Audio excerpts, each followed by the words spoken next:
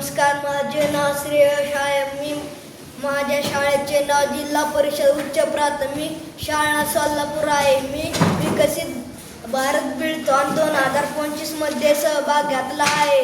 पेयजल समस्येबद्दल मी सांगणार आहे. दिवसेंदिवस खालावत जाणारी भूजल पातळी मुख्य चिंतेचा विषय आहे, खास करून शहरे आणि शेतीच्या क्षेत्रात. त्यामुळे नद्या, तलाव, ओढे सर्व आटत आहे. यासाठी जल संरक्षण करणे म्हणजेच पावसाचे पाणी साठवणे आणि पाण्याचा जिम्मेदारीपूर्ण उपयोग करणे. तलाव, ओढे, इतर पाण्याच्या स्रोतांची दुरुस्ती व सफाई करणे.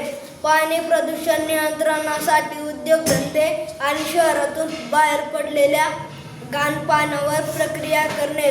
लोकांना पाण्याचे महत्त्व आणि संरक्षणासंबंधी उपयोग सुचवून जागरूक करणे.